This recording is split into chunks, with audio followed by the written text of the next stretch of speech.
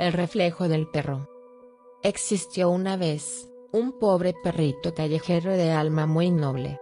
Si veía a los niños de la calle, le dolía ver cómo al igual eran también maltratados. El perrito pensaba mucho, pues los perritos piensan y sienten todo. Observan a su alrededor y saben reconocer la bondad y la maldad. Los perros son como la gente, tienen su propia forma de ser, distinta y variable. Hay perros que al ser maltratados por el ser humano, atacan y son muy amargados y fieros. Hay otros que soportan y se van huyendo del humano maltratador preguntándose el por qué lo maltrata de esa manera. El perrito de nuestra historia se llamaba Capitán, su primer amo lo había amado mucho, pero él había fallecido, así que Capitán quedó huérfano y solo en la calle, siendo víctima de algunos humanos malvados.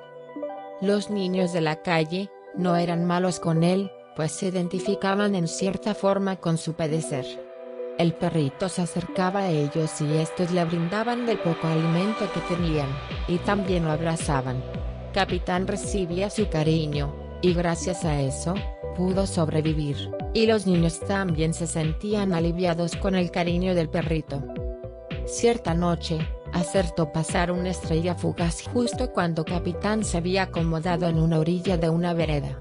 En ese momento pidió un deseo mágico, pues su madre le había informado que si alguna vez veía una estrella fugaz, le pidiese un deseo, que sin duda alguna se le cumpliría.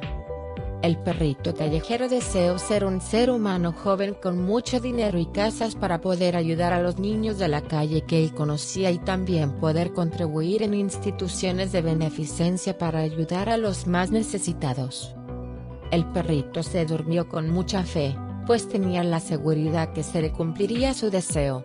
Y en efecto, cuando despertó vio a su alrededor y todo era bonito. Una casa enorme y bella lo rodeaba. Su recámara era grande y decorada con muebles y espejos finos. Corrió feliz, a verse en un espejo. Y oh sorpresa, ve a un hombre de unos 30 años en el reflejo. Miró una tarjeta de identificación y pudo sentir que leía y poseía conocimientos en su mente. Sintió extrañeza ante tal descubrimiento, pero ante todo se sintió dichoso, al ver y sentir que su deseo se había hecho realidad. Puso manos a la acción y ayudó a los niños de la calle, amigos de él cuando era un perrito humilde llamado Capitán. Por cierto, su nombre de humano era Julián Gómez, heredero reciente de una inmensa fortuna. Y con una servidumbre de 10 sirvientes en su pequeña mansión. Poseía otras mansiones majestuosas, pero su padre cuando vivía se sentía más cómodo en esta vivienda. Luego de ayudar con viviendas, ropa, calzado y cuentas bancarias a sus amigos, acudió a varias instituciones benéficas, e hizo contribuciones generosas. Aún después de todo, seguía siendo multimillonario, pues su padre tenía también muchos negocios y tierras, que producían ingresos cuantiosos por día.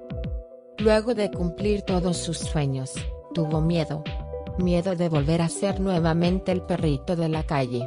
Se aferró con desesperación a su nueva vida, lloró a las alturas, pidiendo ser quien era durante toda la vida.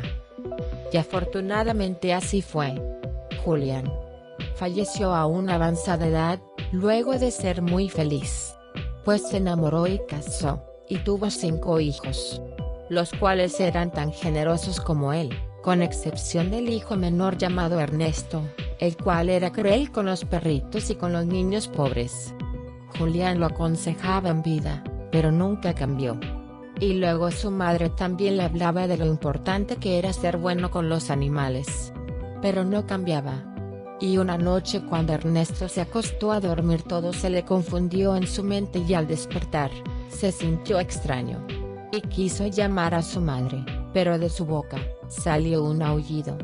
Se asustó e intentó verse a sí mismo, y al mirar abajo ve que en vez de piernas tenía patas de perro. Desesperado corrió a un río cercano, y lo que vieron sus ojos, no podía creerlo. Ernesto era ahora un perro callejero. Comenzó a aullar desesperadamente y a correr. En el camino se encontró con gente igual de cruel que él, cuando era un hombre.